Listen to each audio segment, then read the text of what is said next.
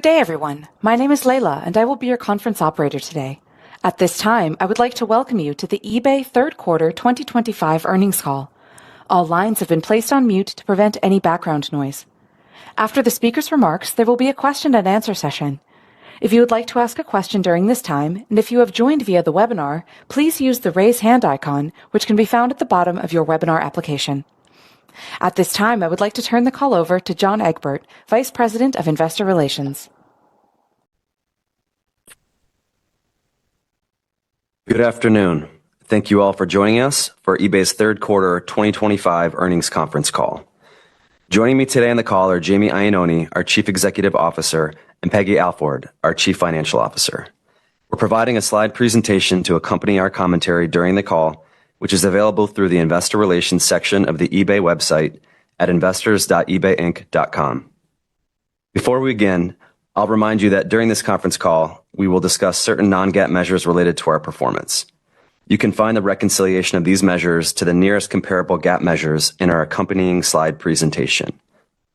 Additionally, all growth rates noted in our prepared remarks will reflect FX-neutral year-over-year comparisons, and all earnings per share amounts reflect earnings per diluted share unless indicated otherwise. During this conference call, management will make forward-looking statements, including, without limitation, statements regarding our future performance and expected financial results. These forward-looking statements involve known and unknown risks and uncertainties. Our actual results may differ materially from our forecast for a variety of reasons. You can find more information about risks, uncertainties, and other factors that could affect our operating results in our most recent periodic reports on Form 10-K, Form 10-Q, and our earnings release from earlier today. You should not rely on any forward-looking statements. All information in this presentation is as of October 29th, 2025. We do not intend and undertake no duty to update this information. With that, I'll turn the call over to Jamie. Thanks, John. Good afternoon, and thank you all for joining us today. I'm pleased to report we delivered better than expected results across our key financial metrics in Q3. Our gross merchandise volume grew 8% to $20.1 billion. Revenue increased by over 8% to $2.82 billion. And our non-GAAP earnings per share grew over 14% year over year to $1.36. We achieved these strong top and bottom line results amid continued macroeconomic challenges across our international markets and increased headwinds for cross-border trade into the U.S. Now let's go deeper into the key drivers behind our strong Q3 performance. Focus category GMV growth accelerated to over 15% in Q3, outpacing the remainder of our marketplace by roughly 11 percentage points. This growth was broad-based, as all of our focus categories grew positively year over year, with most accelerating sequentially. Although we expect the level of growth in focus categories to normalize in the near future, our momentum speaks to the level of innovation we've driven for customers and the increased likelihood that enthusiasts consider eBay when shopping in these categories. Within our focus categories, collectibles was the largest contributor to growth, driven by another quarter of accelerating year-over-year GMV growth in both collectible card games and sports trading cards. Our off-platform marketplaces, TCG Player and Golden, also saw GMV accelerate sequentially. Pokémon GMV grew in the triple digits year over year for the third straight quarter, benefiting from a strong product release cadence. We believe our continued momentum in trading cards is a direct result of the trust and innovation we've driven for hobbyists in recent years, with features like My Collection, AI-powered listing tools, authentication and grading, consignment partnerships, and integrated PSA population data. We've added new ways to buy and connect with other enthusiasts through eBay Live. We've also benefited from a consistent drumbeat of activations at major tentpole events like New York Comic Con and the National Card Collectors Convention, where we had our biggest presence ever this year. While we do not expect GMV growth in this category to be linear every quarter, particularly as we face more challenging comps starting in Q4, we are confident in a long runway for secular growth in trading cards. Motors, Parts, and Accessories, or P&A, was our second largest contributor to GMV growth in Q3, generating more than 1 point for the overall marketplace. The introduction of easy and free returns in the U.S. continued to build upon our trusted value proposition in P&A, while the cost and return rates for this program are well within our forecasted ranges. We continue to expand choice and selection in key inventory segments, such as salvage and used parts, which help consumers find value at a time when many are stretched financially. Overall, we have over 750 million live P&A listings, which enables us to offer the largest online selection of unique auto parts and accessories in most of our major markets. Fashion was another notable driver of GMV growth in Q3, led by our luxury, streetwear, and pre-loved apparel-focused categories. In Q3, we reinforced our commitment to the circular economy through a collaboration with Marks & Spencer, one of the UK's most iconic retail brands. UK consumers can now drop off used clothing at Marks & Spencer stores and give those items a second life through resale on eBay. The program keeps quality fashion in circulation by repairing, cleaning, and reselling wearable items and responsibly recycling the rest. We're excited by the potential of this partnership to unlock more pre-loved clothing on eBay, extend the lifespan of high-quality products, and raise awareness of our growing role in driving the circular economy. In September, we expanded our Authenticity Guarantee program in the UK to cover 70 luxury and premium brands in apparel, shoes, and accessories, building upon our existing offerings in sneakers, watches, handbags, and fine jewelry. This makes the UK our first market where luxury items can be authenticated from head to toe, reducing buyer friction and unlocking more high-value transactions across premium brands. eBay Live continues to build momentum with consistent quarter-over-quarter growth across every major key performance indicator we track, including viewers, watch time, sold items, and GMV. In recent weeks, eBay Live's annual GMV run rate was up approximately 5 times year over year. We've created more personalized entry points into eBay Live across our homepage, search, and view item pages, making it easier for our scaled buyer base to discover and join live shopping events that speak directly to their passions. In Q3, we hosted some incredible eBay Live shopping events in the US. The Backstreet Boys joined Paradise Card Breaks at the eBay Open in Las Vegas. We had Milwaukee Bucks superstar Giannis Antetokounmpo and his brothers joined Ken Golden for a memorable event at the National. Ken also teamed up with Logan Paul for a high-end sports card box break, which drew approximately 20,000 viewers over a multi-hour stream. eBay Live is also gaining strong traction in the UK following its formal launch in May at Comic-Con London.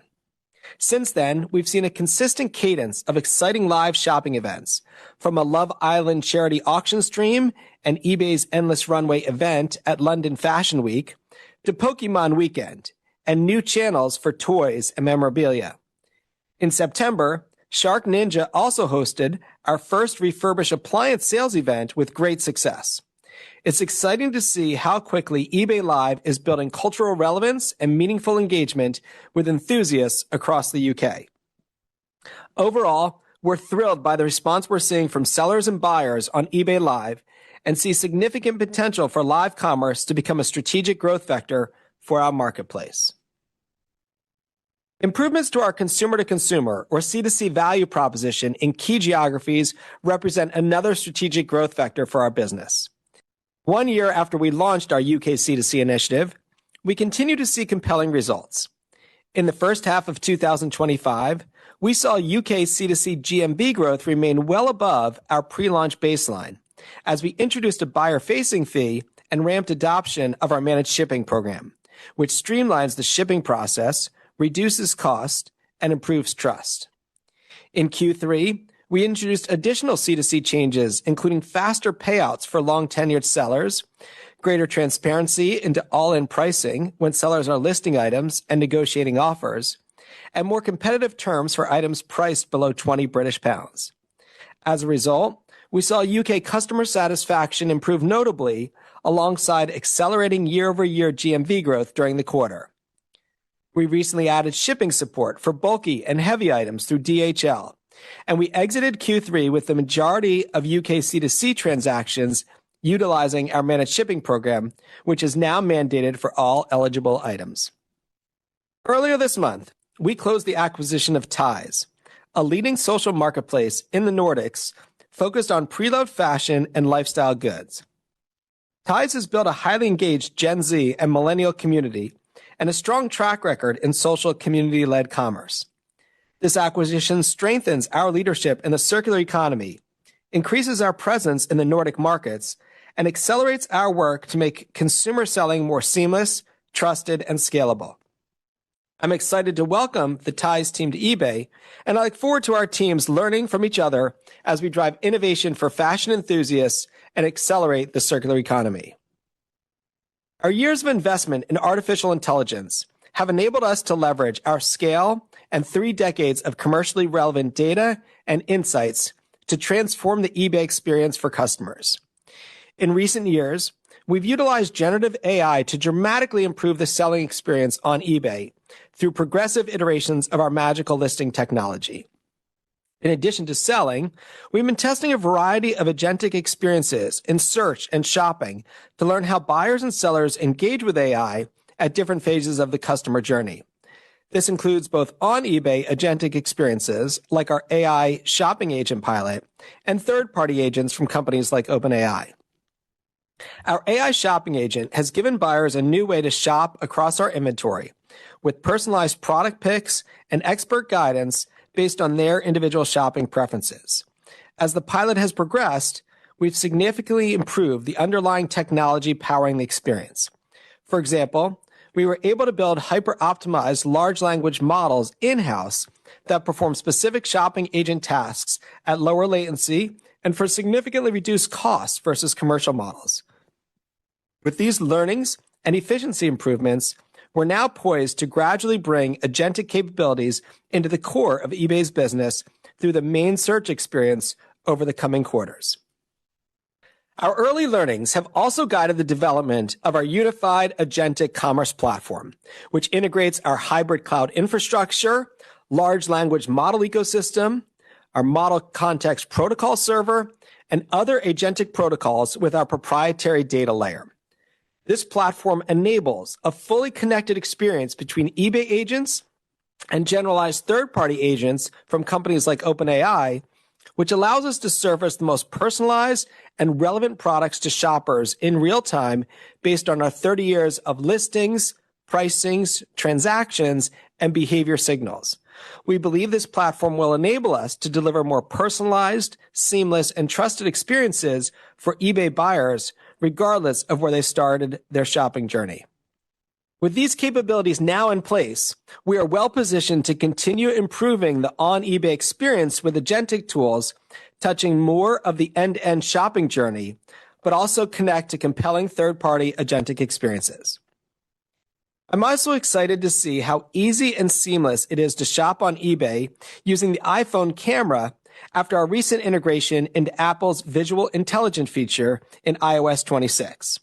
Now, when a user takes a photo or screenshot of a product they like to shop for online, they can quickly surface relevant listings on eBay, helping more iOS users discover our breadth and depth of unique inventory through an intuitive experience.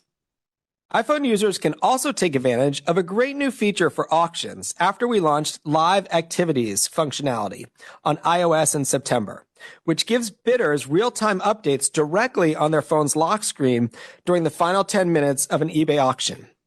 This engaging feature has seen click-through rates more than 4 times higher than our standard push notifications for auction listings, helping ensure buyers never miss a chance to bid on their next great eBay find. Connections between buyers and sellers have always been at the heart of eBay's marketplace. And now we're using AI to make those interactions faster and easier to manage.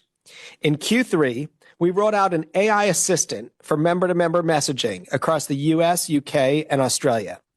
This tool takes information from the listing details to provide immediate, high-quality suggested answers to buyer inquiries, enabling quicker responses. Sellers have told us this feature has been extremely helpful in answering buyer questions promptly, giving them more time to list items and grow their businesses on eBay.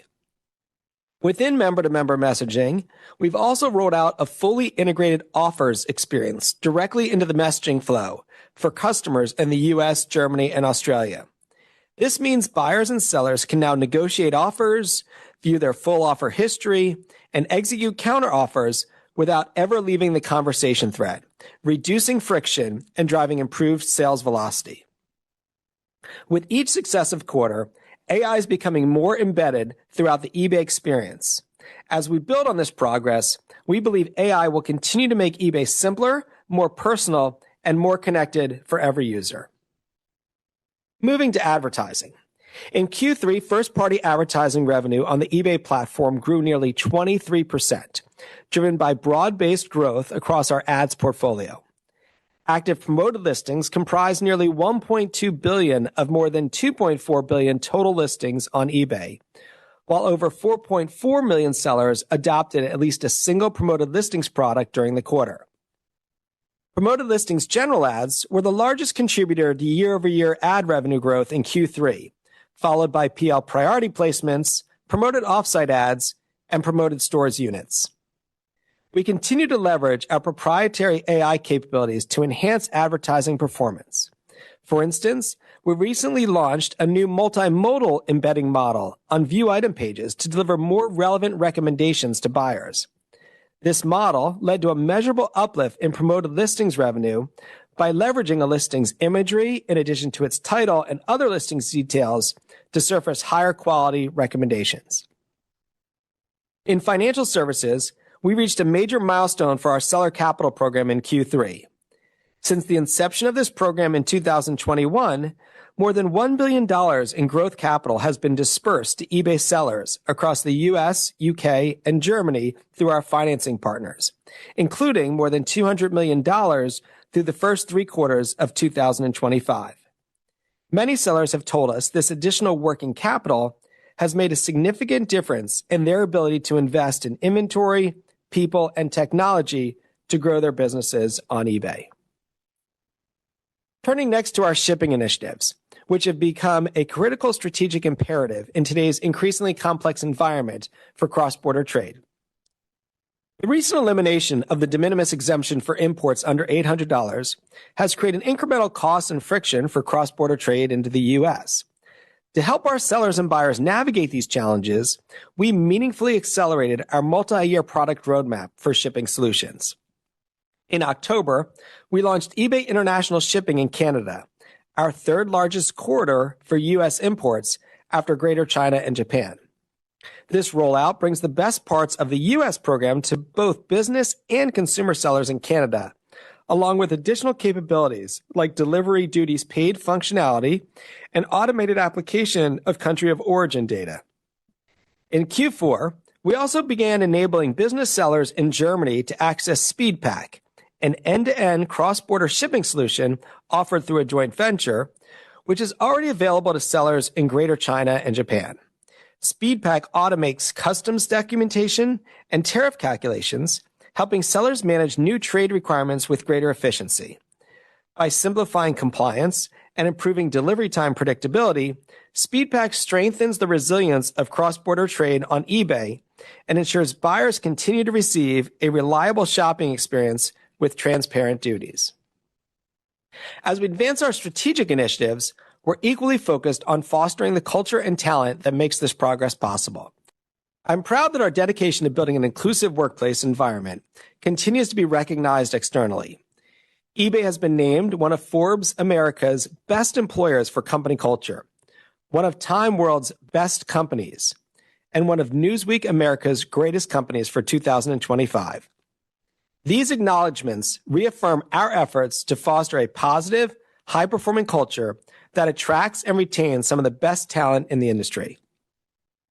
In closing, Q3 was another strong quarter for eBay, underscoring the momentum in our strategy and the resilience of our marketplace. Our focus categories continue to drive significant growth for our overall marketplace, driven by continued innovation, trusted experiences, and increased selection for enthusiasts worldwide.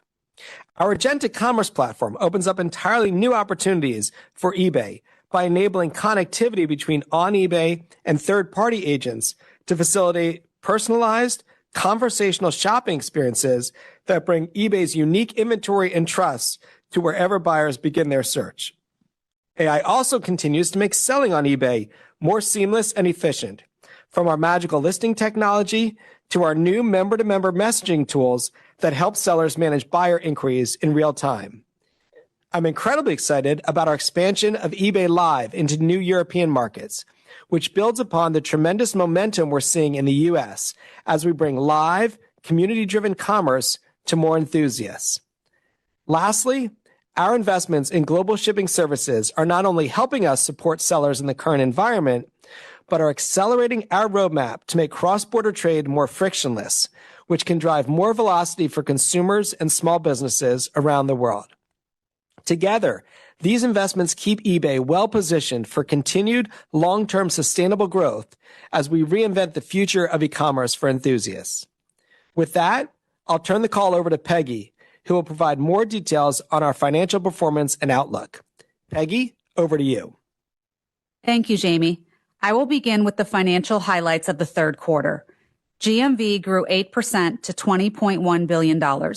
Revenue grew over 8% to $2.82 billion. Our non-GAAP operating income grew 9% year over year to $764 million.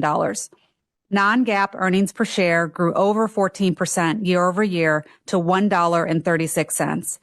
And we returned approximately $760 million to shareholders through repurchases and cash dividends. Let's take a closer look at our financial and operating metrics for the third quarter. GMV grew 8% to $20.1 billion on an FX neutral basis, accelerating by roughly 4 points sequentially. Our growth in Q3 was primarily attributable to our focus categories and overall strength in the U.S. market, partially offset by a relatively more challenging macro environment internationally and changes to U.S. trade policy, including the elimination of de minimis exemption globally in late August. Foreign exchange provided a tailwind of approximately 180 basis points to spot GMV growth. Focus categories grew over 15% in Q3, with all focus categories contributing to our total growth, from collectibles to P&A, luxury, refurbished, apparel, and sneakers. In our U.S. market, GMV growth accelerated to nearly 13%, driven by broad-based strength across categories and by increases in both sold items and average selling price. In addition to overall strength in the U.S. market, our GMV growth continued to benefit from tailwinds like our Klarna partnership and efficiency in lower funnel marketing spend. Because GMV is reported based on the location of the seller, the delta between U.S. and international GMV growth was also influenced by demand shifting toward domestic sellers due to tariffs. International GMV grew nearly 4% on an FX neutral basis, with foreign exchange providing a tailwind of 350 basis points to spot growth. Despite facing relatively more challenging macroeconomic conditions outside of the U.S. in Q3, our international GMV growth also improved sequentially. Recent enhancements to our C2C value proposition in the UK contributed to an overall acceleration in UK volume growth. Our cross-border business was resilient in the third quarter. However, we saw a deceleration in year-over-year volume growth starting in September in key markets importing into the U.S. after the removal of the de minimis exemption. Shifting to our buyer metrics, our trailing 12-month active buyers were over 134 million in Q3, up 1% year-over-year. Enthusiast buyers remained stable at roughly 16 million, while spend per enthusiast buyer grew year over year to over $3,200 on a trailing 12-month basis. Moving on to our income statement. Revenue grew over 8% to $2.82 billion on an FX neutral basis in Q3, while foreign exchange was a tailwind of over 120 basis points to spot growth.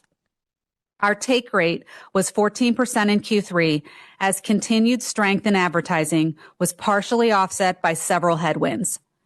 As sellers and buyers adjust to the new trade policies, we are seeing an uptick in returned and canceled orders, which led to a roughly 10 basis point headwind to our Q3 take rate, as these transactions are included in GMV but not revenue.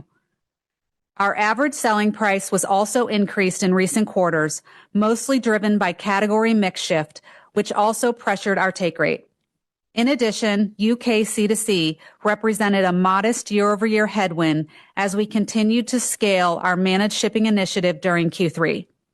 Lastly, foreign exchange was a headwind of nearly 10 basis points to our take rate year-over-year. Total advertising revenue was $525 million, representing GMV penetration of 2.6%.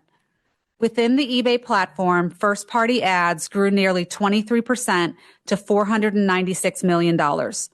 We continue to deprecate legacy third-party display ads, which declined by 40% to $7 million. Off-platform ads grew 32%, reaching $22 million. Non-GAAP gross margin of 71.6% declined by over 80 basis points year-over-year due to expected headwinds from managed shipping, traffic acquisition costs related to promoted off-site ads, depreciation expenses, and foreign exchange. These factors were partially offset by tax-related tailwinds as we lapped one-time expenses a year ago and continued cost of payment efficiencies in the quarter. Our non-GAAP operating margin was 27.1%, down 10 basis points year-over-year, including a foreign exchange headwind of 10 basis points. Marketing and operating efficiencies generated leverage in the quarter, which was partially offset by product development expenses. As we noted last quarter, given the recent strength in our business, we are reinvesting a portion of top-line upside in order to accelerate our strategic initiatives, including eBay Live, shipping solutions, and vehicles. We are also expanding our global employee footprint in order to optimize our location strategy and to comply with U.S. data transfer policies. Non-GAAP earnings per share was $1.36, up over 14% year-over-year, and GAAP earnings per share from continuing operations was $1.28, down 1% year-over-year as we lapped investment gains in Q3 of last year. Turning to our balance sheet and capital allocation, we generated free cash flow of $803 million in Q3 and ended the quarter with cash and non-equity investments of $5.3 billion and gross debt of $6.8 billion on our balance sheet. Our equity investments were valued at over $900 million. We repurchased $625 million of eBay shares in Q3 at an average price of nearly $88 and paid a quarterly cash dividend of $132 million in September, or 29 cents per share. Moving on to our outlook. For the fourth quarter, we expect GMV between $20.5 and $20.9 billion, representing FX neutral growth between 4 and 6% year over year. Based on current exchange rates, we estimate FX would represent roughly 180 basis points of tailwind to spot GMV growth. Our guidance reflects a continuation of the durable growth trends we've observed in recent quarters, driven by our momentum in focus categories and other strategic initiatives. Additionally, as commodity prices for precious metals have appreciated in recent months, we've observed a notable acceleration in demand for bullion and collectible coins on eBay, which may be a less durable trend. Our acquisition of Ties is also expected to contribute roughly 10 basis points to total FX neutral GMV growth in Q4. These tailwinds are expected to be offset by a few lapping dynamics. In Q4 of last year, we observed exceptional GMV growth in trading cards due to a strong release calendar. We also saw a double-digit improvement in UK C2C volume growth and better than expected holiday season demand overall.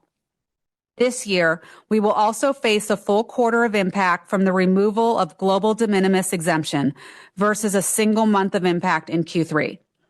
We expect the net of these headwinds to lead to a modest deceleration in GMV growth during Q4.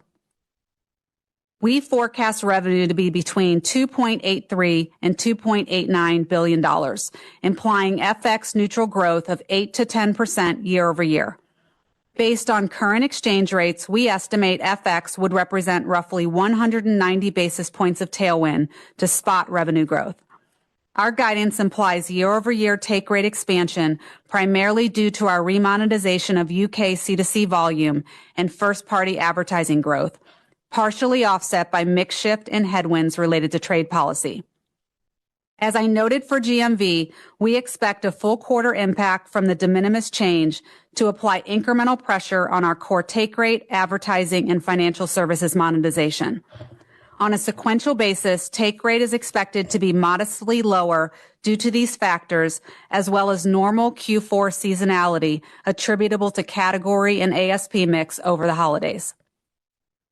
We expect non-GAAP operating margin between 25.8 and 26.3% in Q4, representing non-GAAP operating income growth between 5 and 9% as reported.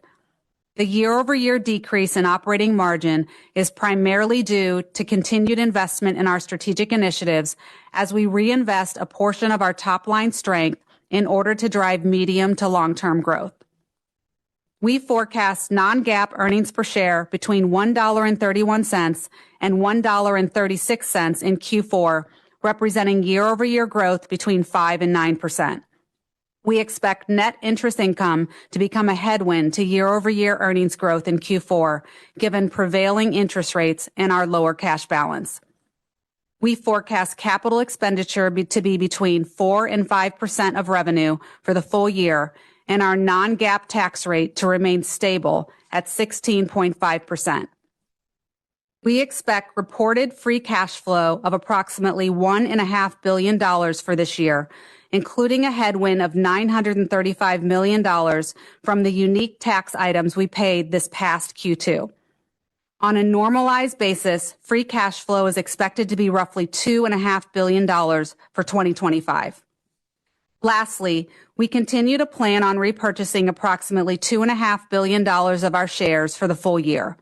In addition, our board declared a quarterly cash dividend of 29 cents per share for the fourth quarter to be paid in December. Next, I'll share a few preliminary thoughts on 2026. We are planning our business around a third consecutive year of positive FX neutral GMV and revenue growth, reflecting our confidence in our initiatives and a continuation of the strong underlying momentum from this year. However, we are also mindful of several notable lapping dynamics in 2026. These include exceptionally high growth in trading cards and more recently in bullion and coins and unexpectedly strong marketing efficiency. In aggregate, we estimate these factors could represent a lapping consideration of approximately 2 points of GMV growth for the full year in 2026. In addition, we expect to face incremental headwinds from annualizing breakage associated with the global de minimis changes. If the current level of impact remains stable throughout 2026, it would result in a headwind to FX neutral GMV growth of approximately 1 point. We expect the gap between GMV and revenue growth to be relatively narrow in 2026 as continued healthy growth in first-party advertising revenue is expected to be partially offset by pressure on cross-border sellers and a higher mix of GMV from emerging businesses like vehicles and eBay Live next year, which have lower average take rates. With regards to profitability, as we finalize our planning decisions, we'll maintain our focus on targeting the optimal combination of GMV growth and operating margin to maximize operating income dollar growth over the medium to long term. We expect to face a few modest headwinds in 2026 below the operating income line. Our lower cash balance and the expected slope of interest rates would pressure our net interest income year over year. And we are reevaluating our non-GAAP tax rate in 2026 and beyond, which may result in a modest increase, partially due to the U.S. tax dynamics. Finally, a few observations on capital allocation. We expect to return approximately $3 billion of cash to shareholders through share repurchases and cash dividends in 2025, which would amount to over $12 billion of capital returns to shareholders from 2022 to 2025. Over the last few years, we were pleased to monetize several equity investments at attractive valuations, including Adevinta, Adyen, and Gmarket. These asset sales enabled us to return significantly more capital to shareholders than our normalized free cash flow. Going forward, our framework for capital allocation has not changed. Our priority remains organic investment in the business to drive sustainable growth, and we will continue to evaluate inorganic opportunities to accelerate our roadmap. With regard to excess capital, we will continue to lean into returns to shareholders. Given our remaining investment portfolio, we do expect that free cash flow from our core business will be the primary source for capital returns in 2026 and beyond. In a normal year, we plan to target repurchases and cash dividends totaling between 90 to 100% of normalized free cash flow, absent organic or inorganic needs for that capital. In closing, we believe our strong Q3 results and Q4 guidance reflect the momentum we are seeing in our business. Our strategy is working, and we believe much of our growth is sustainable. We are taking advantage of the strength in our business this year and making incremental investments in focus categories, C2C, eBay Live, shipping, vehicles, Gen AI, and other areas, which will help drive balanced top line and bottom line growth over the medium to long term. With that, Jamie and I will now take your questions.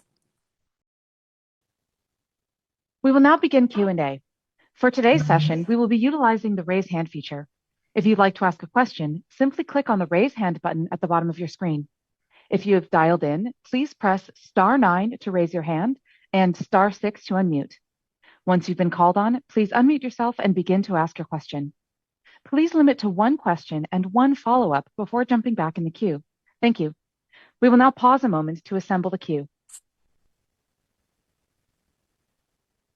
Your first question will come from Scott Devitt with Wedbush Securities. Please unmute and ask your question.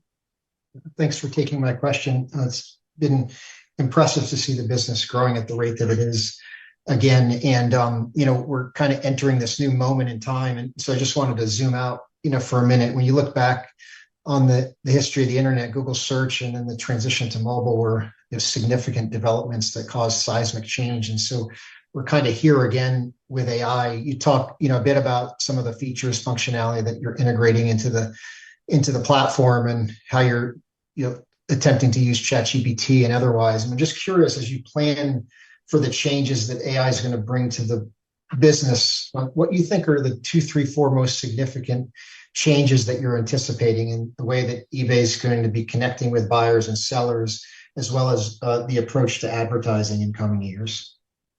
Yeah, thanks for the question, Scott. So look, I think in a number of ways. I think one of the biggest opportunities for us, being really focused on non-new in season and used supply, is to really be that unlocker of supply for consumers across the world. And so when you think about what's sitting in garages, closets, people's houses, the ability to leverage AI to make that almost instantaneous to list is a vision of ours that we've been progressing towards magical listing, and is going well. And what I hear from consumers is, oh my God, if it's that easy to list, I have so much stuff that I could sell on the platform. So that's a big opportunity for us. I think the second is, how it's transforming how people shop and the level of discovery that we can give them on the platform.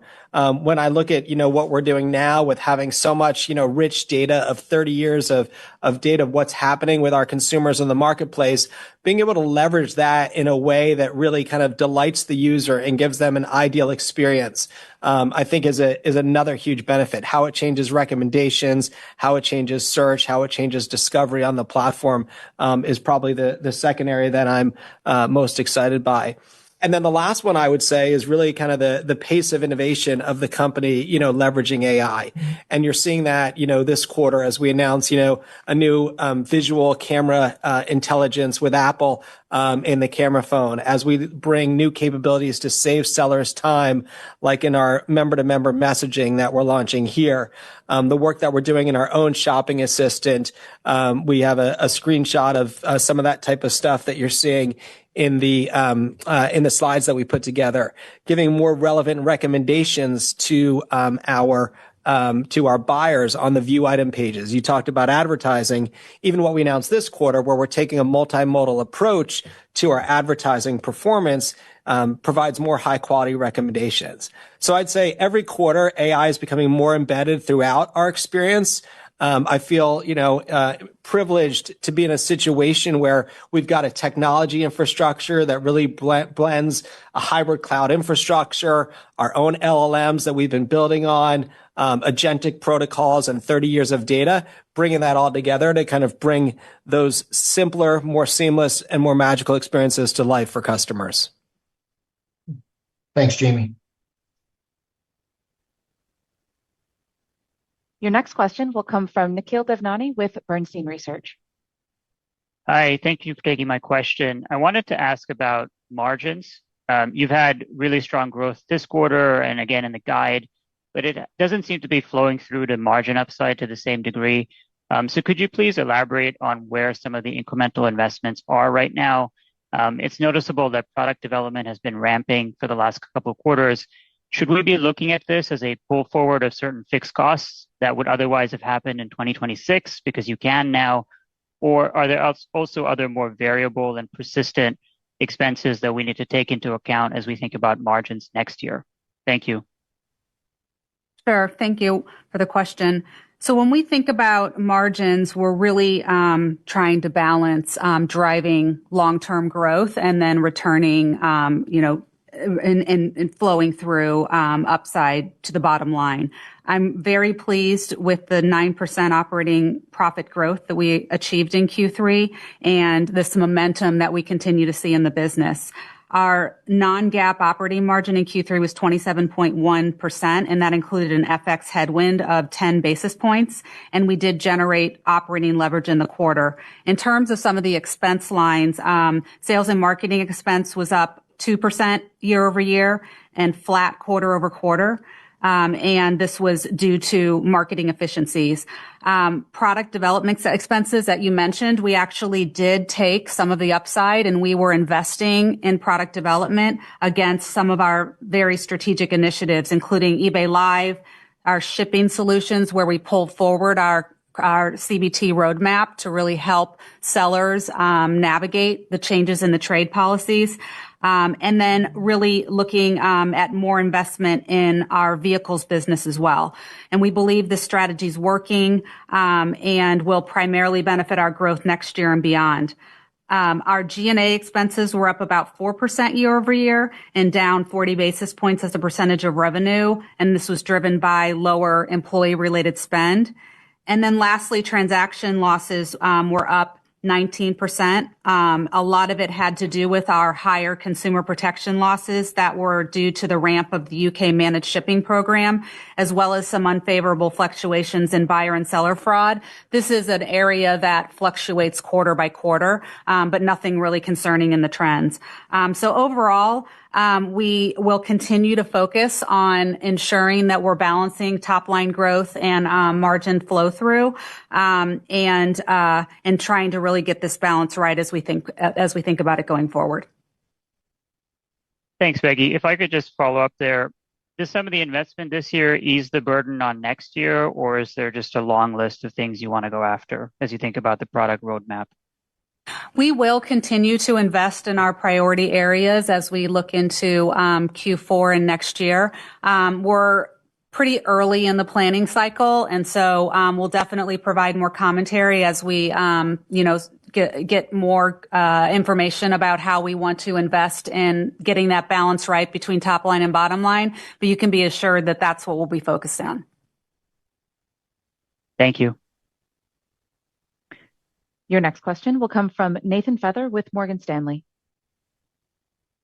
Hey everyone, thanks so much for taking the question and really impressive growth this quarter. I guess just two on my end. First, given how quickly the marketplace has accelerated, how are you thinking about the portions that might be more temporary to this year and the portions that are more durable for 2026? And then looking forward to next year, what are the key kind of one or two opportunities that you think could be the most incremental to continue this sustained improvement? Thank you. Yeah, so good to hear from you, Nathan. So look, I think the strength that we see was really broad-based in Q3, both in our focus categories and in our core categories. And it's really for us the culmination of years of investment, and that's helped us fuel consistent market share gains. When we look at the first half of this year, we actually think we picked up 2 points of segment share gains in our focus categories, and you saw the strength across core and across our focus categories. In terms of the durability, we did see some GMV upside from what we would characterize as transitory factors, which we discussed in our prepared remarks. But we do believe the majority of our growth was durable in nature. And overall, we're confident our strategy is working and we're leaning in towards a path of sustainable growth. And as we think about growth vectors, I think it's, a continuation of the areas that you've seen. The acceleration that we're seeing in focus categories. We've added fashion as our newest focus category, and we're seeing continued momentum there. We're going to continue to invest in the horizontal areas that we've been going after across, selling, search, leveraging AI, new discovering experiences, which we think will help focus categories and core categories. And we're excited about some of our newest areas of growth, particularly, eBay Live. I talked about, the growth rate we're seeing, which is, a 5 times greater run rate than we saw a year ago. And we're just launching some new geographies there in UK and Germany. As well as our vehicles business. We're in the early phase of growth there, but the early customer satisfaction and feedback from our sellers and buyers is that the new secure checkout proposition is really resonating with them. And, we're seeing great activity and purchases, multi-state purchases that are now leveraging our financing, our insurance, our warranty, our transportation, title verification, that end-to-end process, which is pretty exciting. So those are the growth vectors that I would point out to you. Great. Thank you. Your next question will come from Deepak Mathivanan with Cantor Fitzgerald. Great. Thanks for taking the questions. Jamie, maybe I'll ask a couple of questions for you. So first, how are you currently strategically approaching partnerships with AI assistants and agents? Obviously, it seems like a lot of things are happening fast in e-commerce on the agent side. Are there any technical constraints or any other things that you would call out as a potential constraint for you? And then second question, staying on the AI topic, how should we think about the areas where you would be deploying the advancements that we are seeing with LLMs and other AI tools in 2026 into the eBay platform to improve the buyer experience? Anything you can share there would be great. Yeah, great. Thanks for the questions, Deepak. So, look on the working with agentic partners, like we've seen on the selling side, where it's really helped us improve our experience. We're excited that our early work for buyers with agentic shopping and discovery really opens up new ways to explore eBay's inventory. So, for more than a year, we've been testing a variety of agentic experiences to learn how buyers and sellers engage at different phases of the journey. We've called that our AI shopping assistant. That's been live and making improvements month after month to really kind of fine tune the experience there. And that's all led us to build what we call the unified agentic commerce platform. Think about that as, taking our hybrid cloud infrastructure, the LLM ecosystem that we've built, including these models that we've been fine tuning over time, along with our, MCP servers and driving that, leveraging the LLMs that we've built with these agentic protocols, combining, eBay's 30 years of data and our rich history of what's happening with our customers. That now puts us, and this is more to your second question, Deepak, that now puts us more in an enviable position from a technology standpoint to experiment and innovate and really leverage the insights that we've had and that we've gained by doing that work. When I think about, eBay as it relates to, agentic commerce, clearly, we're working on bringing agentic commerce to our buyers on the platform, allowing them to search via natural language searches, et cetera. You'll see an example of that in the slides that we put forth together if you're not in that test case of how we're using that to give them more variability and discovery opportunities as well. But as we think about our inventory, look, we think we've got really unique inventory because we're focused on non-new in season and used and refurbish, across both C2C and B2C sellers and have 2.4 billion listings. Secondarily, when you think about eBay's inventory, it's generally more what I would say is a consider purchase rather than, a commodity type of thing that you're just kind of refilling. And the third is that, our focus category strategy over the last couple of years has really allowed us to apply services and value around the transaction. Think about authenticity guarantee, guaranteed fit, warranties on refurbish, one-click rating, what we're doing in international, et cetera. So all of those, I think, gives us the experience of a really unique set of inventory, which is why we fine-tuned and trained our LLMs to be able to search and discover that inventory and collect all those into an MCP server that really leverages that data and insights. So overall, we're going to continue to do the type of thing that we showed in the slides there, which is allow agentic technologies to be used on the platform to discover inventory, to improve how our sellers surface inventory on the platform, to improve how recommendations show up on the platform by leveraging AI agentic technologies. And we also now have the technology that we can really have this collaboration between third-party agents and first-party agents on our own platform.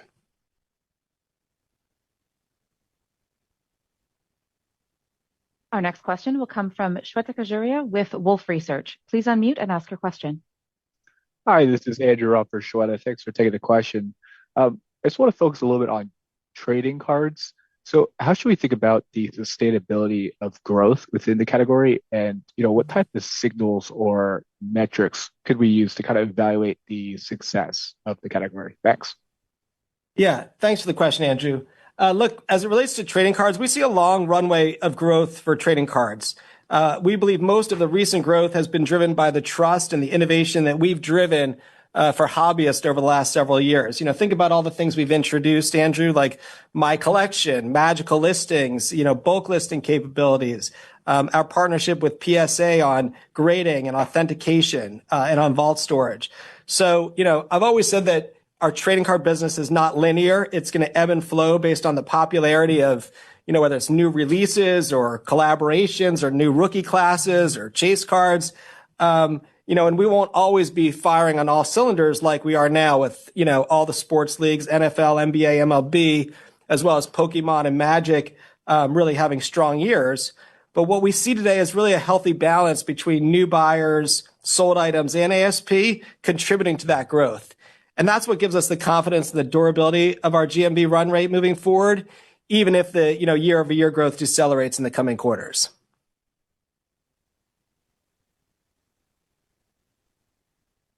Your next question will come from Michael Morton with MoffettNathanson.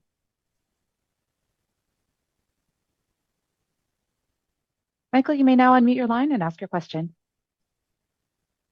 Hey, sorry about that. Thanks for the question. One big picture one, and then maybe one more near-term financial. When we look at the strategy that you deployed with the trading cards, what seems to be really successful was the ability to reduce friction. We don't need to walk through all the steps, but we know how that played out through the business. And a question we get a lot from investors recently is, how big can your vehicles business be? And when we look at what Carmel does and what you've done with prior focus categories, it was pretty effective, and it's obvious that cars come at high ASPs and it's going to be booked as GMV.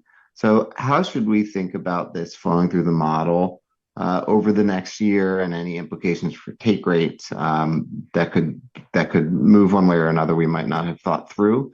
And then just a near-term one, I think you rolled out Halo attribution in the US and other North American markets starting in 2026. And I think you had a lot of success with that in other countries around the ad product.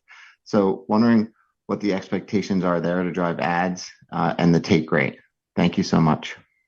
Yeah, look, you're right on the, vehicles experience. It really is about making it a seamless experience end to end, like we've done in trading cards and in other categories. And what we saw in Caramel was really this opportunity for sellers and buyers where we handle everything for them. So identity, title verification, the transfer of ownership, payments, financing, insurance, warranty, and transportation, because a lot of these cars go across state lines, for example. So where we're focused is really in the collectible car market, which is about a $75 billion addressable market of the 1 trillion plus used car market that's out there.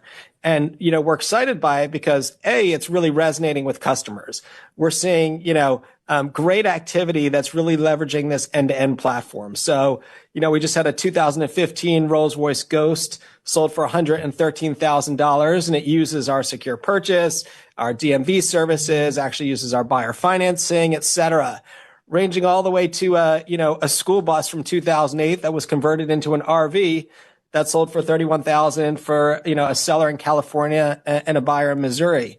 And again, using that full end-to-end suite of services. So it kind of speaks to the opportunity that we have in vehicles. I think the other reason we're excited by it is because of the synergies and overlap we see with our parts and accessories business.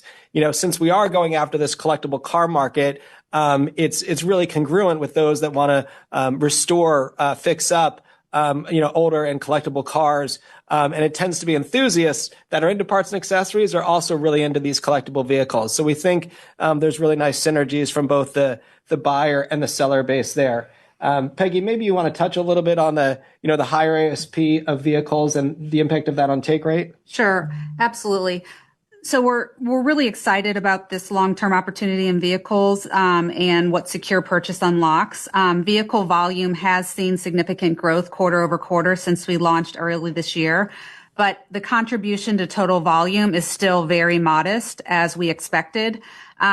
We estimate that Caramel's effective take rate will fall to the low to mid single digit range when including both the buy side and the sell side monetization. But the revenue contribution also, so far this year has been immaterial. And so I don't expect that it would have any material impact to your models, for the rest of this year or next year.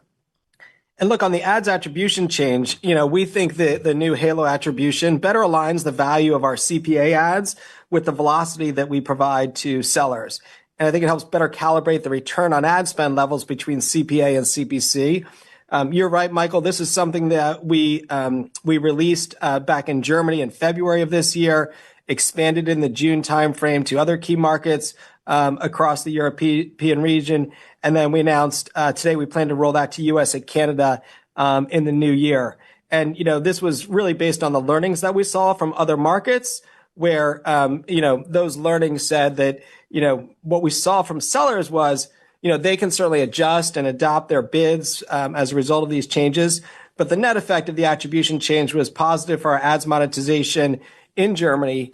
And importantly, we're very focused on the ROAS levels for our sellers, and our ROAS levels remain healthy for our sellers, and they continue to adopt our CPA ads. So that's why we've extended it now to the US and Canadian markets. Your next question will come from Tom Champion with Piper Sandler. Hi, good afternoon.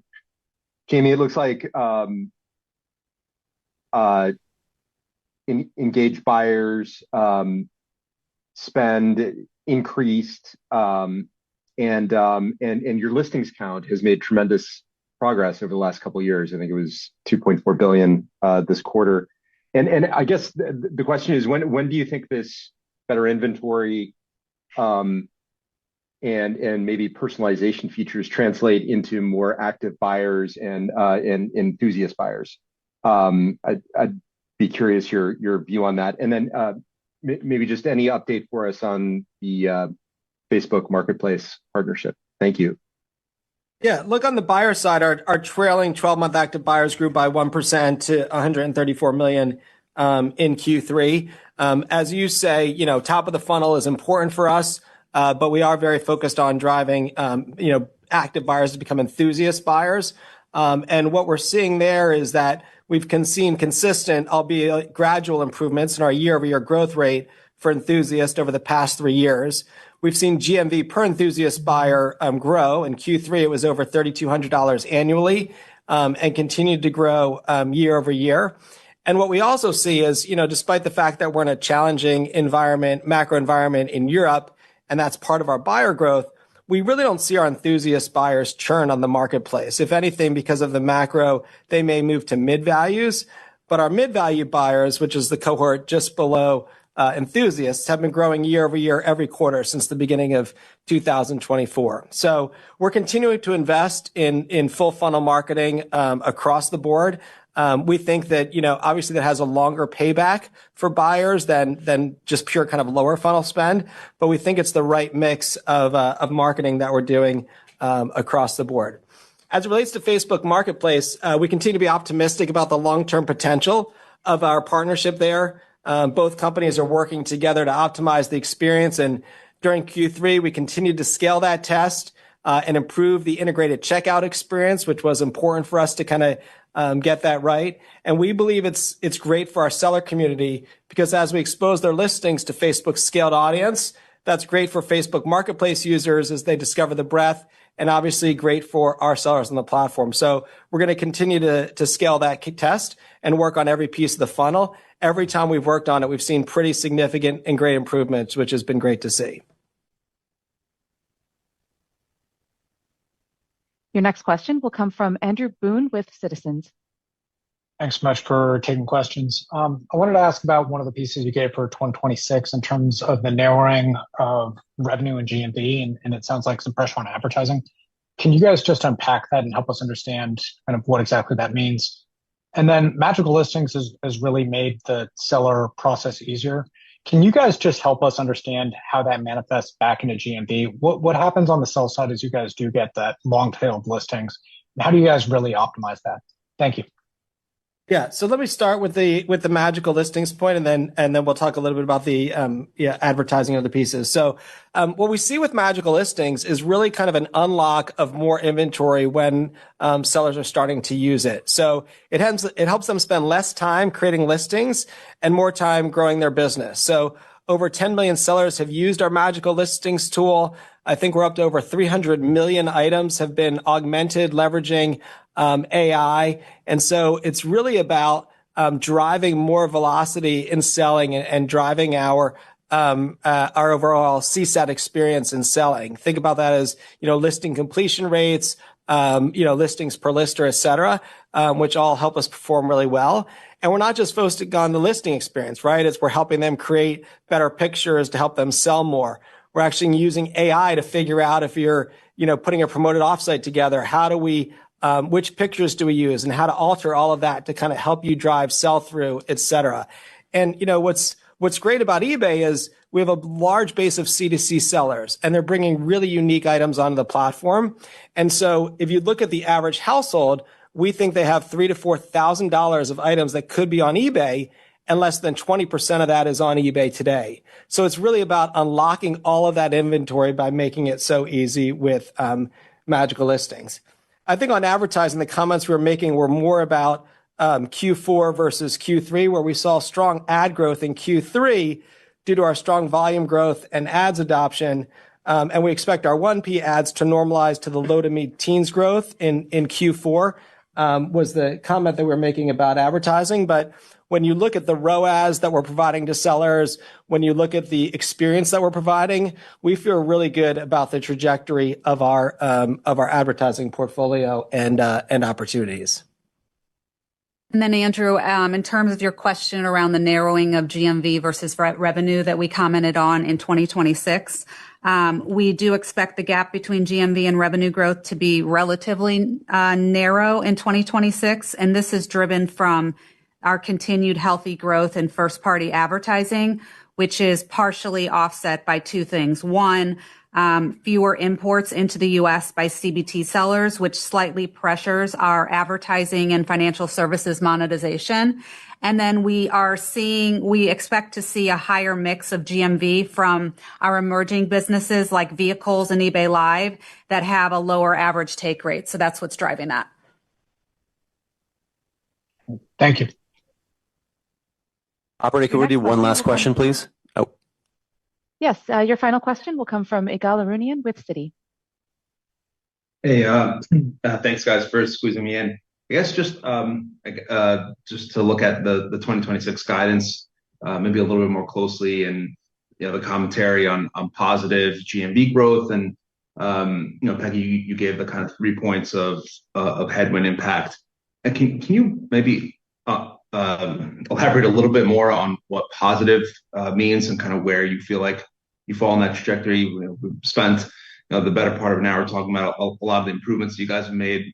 Jamie, you've called a lot of the growth durable. So I think just helping investors kind of feel for a frame where we land in that positive. I know it's early. And then on the de minimis impacts, clearly that's gotten bigger. Any way to frame in a little bit more detail what you're seeing there? Thanks. Sure. So we are early in our planning process, which is why we sort of provided only high-level remarks on our preliminary commentary for next year. We have the holiday ahead of us, and so it would be premature to talk too much about how we're thinking about it specifically. We do expect our strategic initiatives to remain the core driver of our growth, namely, as we've talked about, focus categories, geographic initiatives, horizontal innovation. We're super excited about what we know eBay Live and vehicles will contribute, given the incremental investments and focus that we had this year. We've pointed out some of the lapping dynamics that we're expecting. Some of those are, as you were asking, related to the tariff announcements, where, we do expect to see a full annualized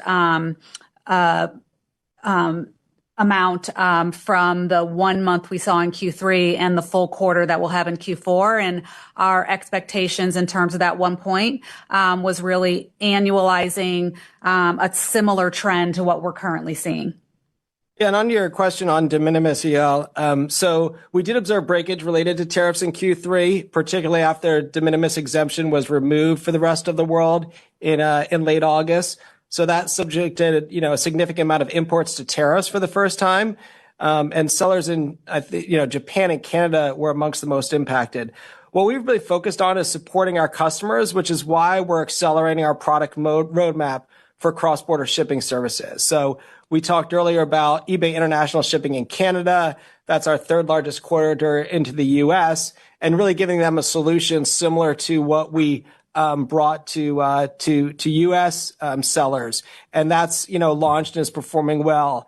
We're extending SpeedPack, which we've talked about for China. Then we extended it to Japan. We're expanding SpeedPack to our German sellers, and these tools help sellers manage the friction and the complexity associated with the changes while providing buyers price transparency. So overall, we feel confident our marketplace is well suited to help sellers and buyers navigate these challenges. Peggy talked about some of the lapping dynamics for next year from that. But one of the benefits we have is, our diversified supply of domestic and cross-border inventory is an advantage in this environment, while also our non-new in season, used and refurbished inventory can help consumers find value as well. Great. Thanks so much. Yeah, thank you. Thank you for joining. This concludes today's call. You may now disconnect.